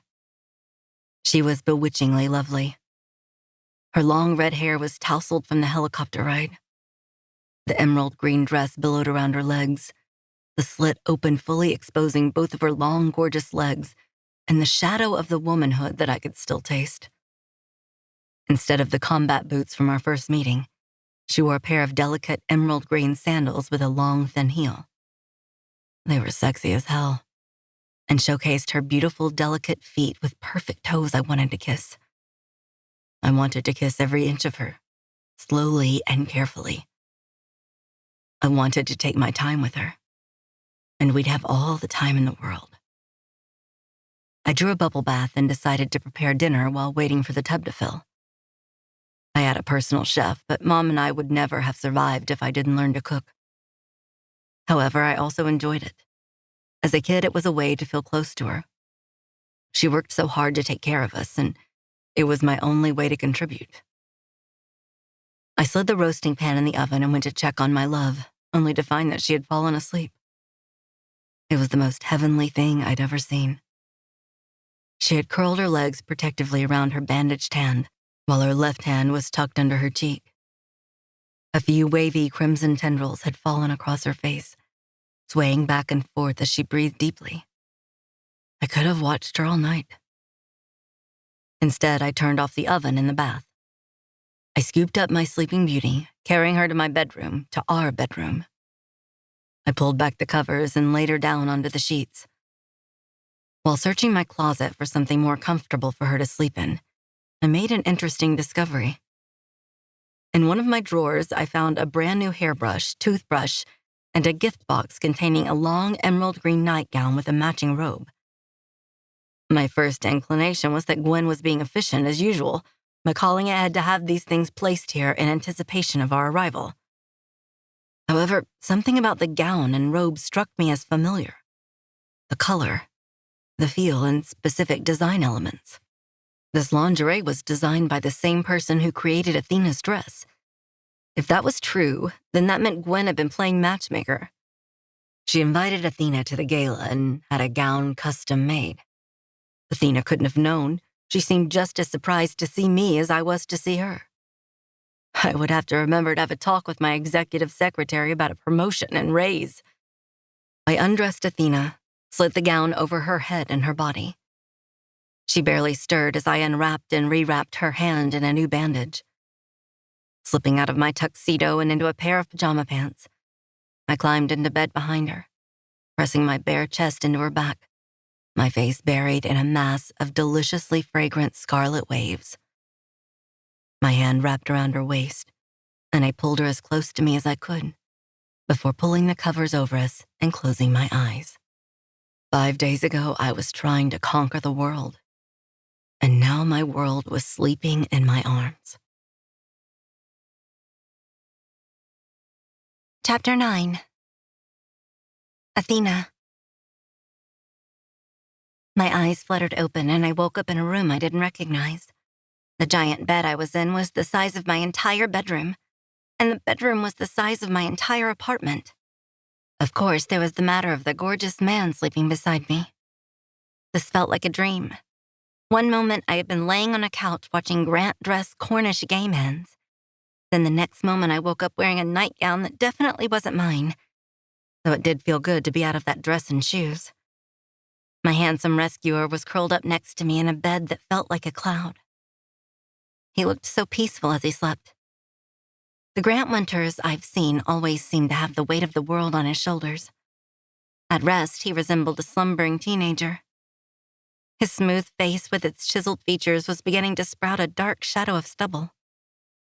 He had a mop of dirty blonde hair, which, while perfectly styled at the gala, had now become adorably rumpled with sleep. One giant muscular arm was still draped around my waist as I faced him. I flashed back to when only a few days ago that same arm had me trapped against the door of his office, just 3 floors below. I felt a familiar longing as I let my eyes travel over his broad shoulders and sculpted chest, when something caught my eye. It was a tattoo of military ID tags, complete with a chain and unmistakable rounded rectangles, one tucked behind the other. I instinctively reached for my chest and was comforted by the feeling of cool steel. He hadn't removed them when he undressed me. Without realizing what I was doing, I reached out and slowly began to trace the ball chain portion of the tattoo with my fingertips. When I reached the tags, I was startled by a familiar voice. "Hey, Sleeping Beauty," he said sleepily. His blue-gray eyes watched me. He took my hand away from his chest and kissed the palm. He began to trail kisses up my arm as he pulled me closer to him until finally our lips met. I felt every inch of my flesh tingle with desire as we kissed. He rolled onto his back, pulling me on top of him, never breaking contact. His hands moved to my waist, and I could feel the fabric of the gown sliding up my legs, my waist, my back, until it was finally over my head as he broke our kiss to toss the gown aside. "You're so fucking beautiful."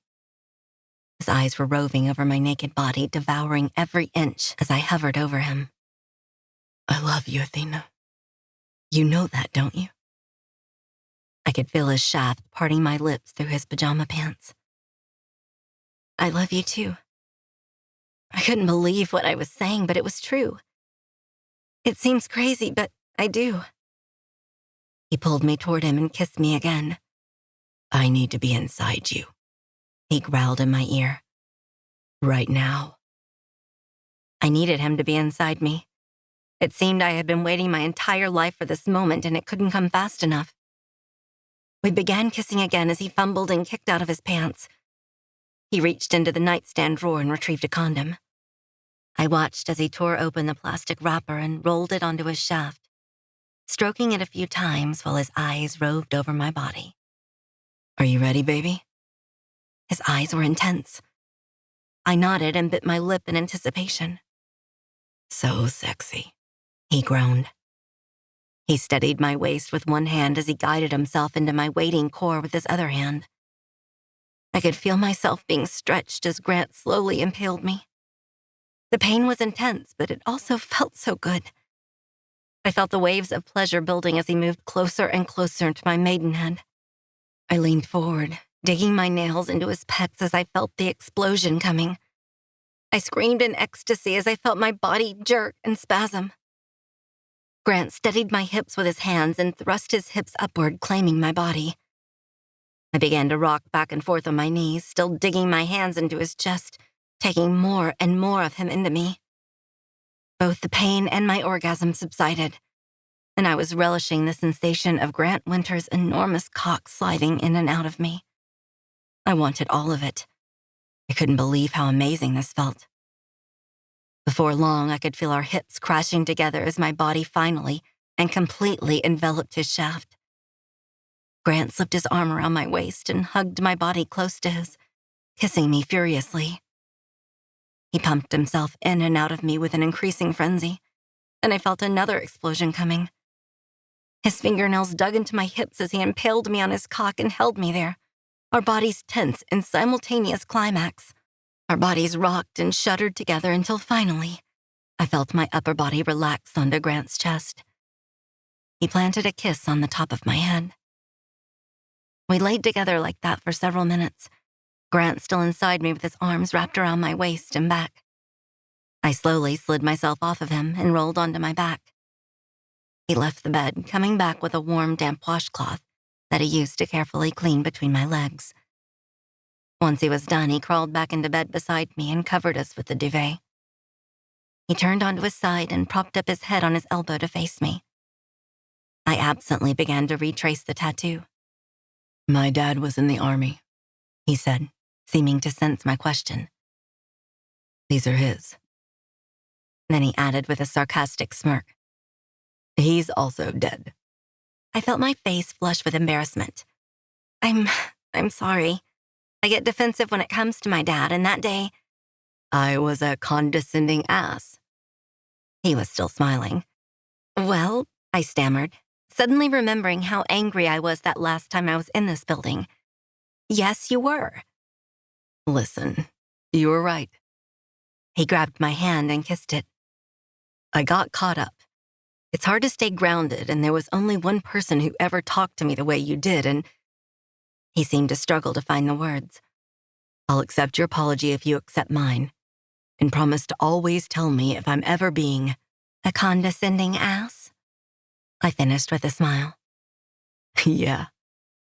He kissed me again and again. Then he slid his hands between my legs and slipped 2 fingers inside. "Again?" I asked. He answered with a sexy dimpled smirk and a raised eyebrow. I've never been this exhausted in my life, but I could make love to this man forever. Chapter 10. Athena. He rolled on top of me, supporting the weight of his upper body on his elbows. He slowly began to slide in and out of me, gradually picking up speed. I moaned rapturously as he ravaged my body. He rolled us onto our sides and we continued to make love, facing each other in a tangle of undulating arms and legs. We continued to writhe until I was on top again, bouncing up and down with Grant's strong hands cupping my breasts. It was like Grant had opened a floodgate. Each orgasm rolled one after the other, electrifying my body. He pushed me onto my back again, and after a few strokes, he joined me, collapsing onto his back next to me, his chest rising and falling as we both struggled to catch our breaths. "My little goddess," he whispered, and he stroked my face. He lightly stroked one of my breasts with his fingertips, and his hand moved to the ball chain.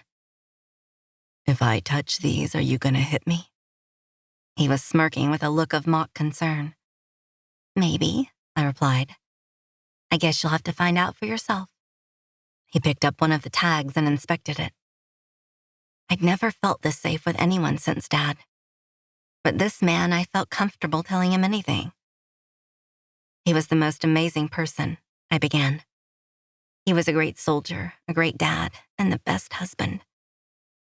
When my mother was first diagnosed with cancer, he took a leave of absence from the army to take care of her, never leaving her side. She fought for 5 years. The cancer would go away and then come back. Our insurance wouldn't cover everything, and eventually my dad ended up taking early retirement because we couldn't afford a nurse.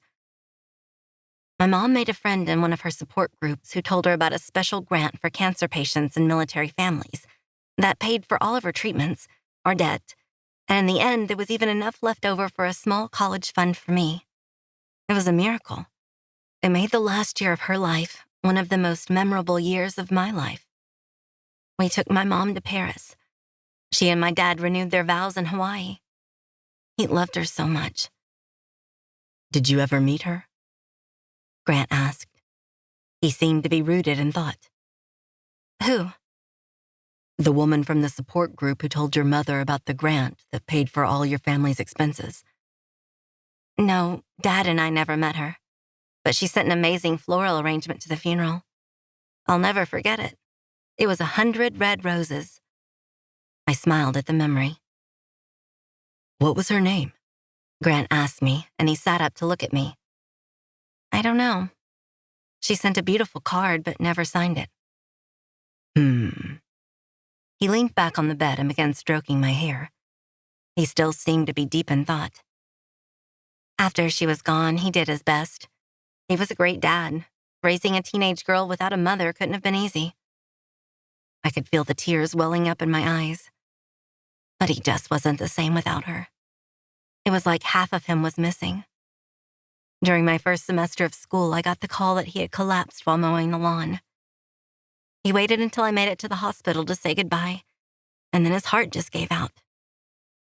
I was 17. He held out for 4 years. I guess he was waiting for me to be all grown up. Grant was still stroking my hair, but his thoughts still seemed to be elsewhere. "Grant?" He looked at me, smiled, and sat up straight. "I need to show you something, love." He led me to a large walk-in closet. "Put this on." He held out an emerald green robe that matched the nightgown that was now piled into a heap on the bedroom floor.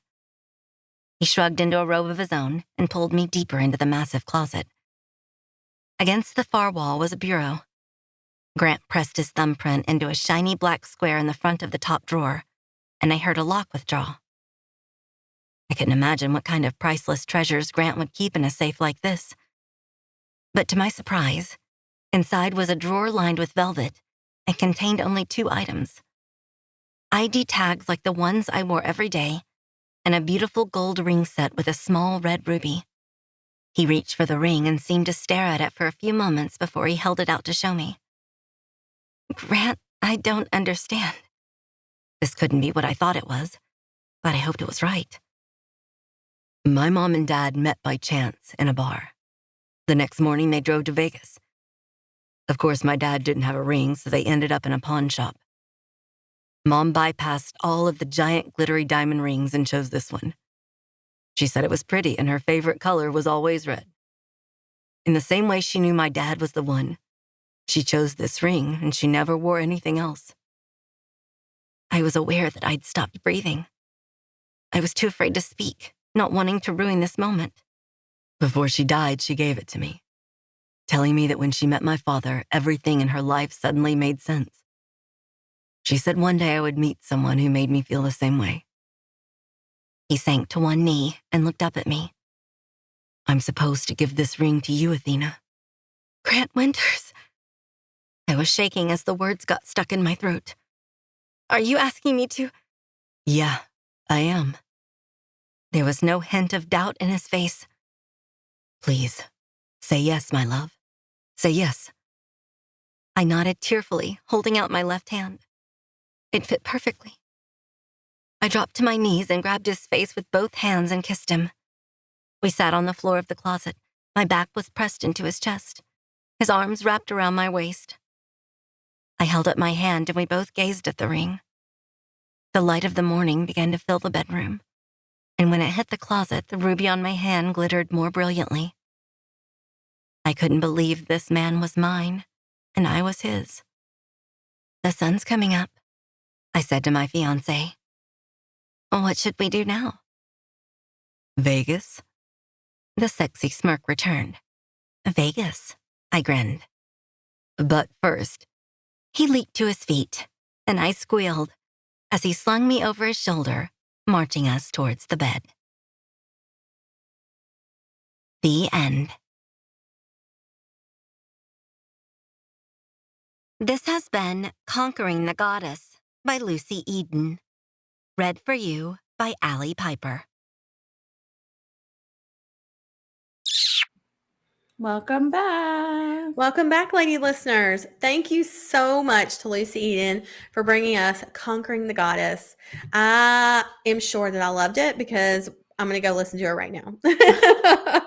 So we're really excited to have her with us. Thank you again. You're welcome back anytime, and then you can be a three-peat offender on here. So up next week, we have Honey Phillips with You've Got Alien Trouble.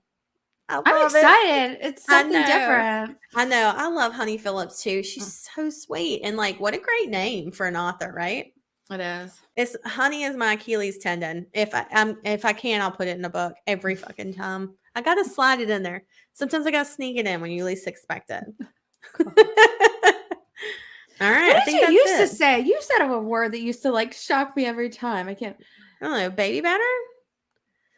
Or what? Was it a fat pussy? Oh, I love calling it fat. I think that's so sexy. I don't know why. Nothing else when you describe it as fat. A dick, I guess. But when a hero says it, like calls it fat, like I don't know why. I think that's hot. It's like the complete opposite of what you think it should be. I like when, because it does make it sound more manly, like something a man would say, because they're more direct. And I like it because it's like they're talking about you, and there's that little bit of objectification. And to me, a little bit of that goes a long way. All right, that's everything. That's it. The end. Right. Tell them what to do. Fuck your day up. Make today your bitch. Don't be a dick. Bye, guys. Bye. Read me romance. Read me romance. Read me romance. Read me romance. You could take a look in a book, that's fine. Or you could sit back, relax, and unwind and read me romance. Read me romance.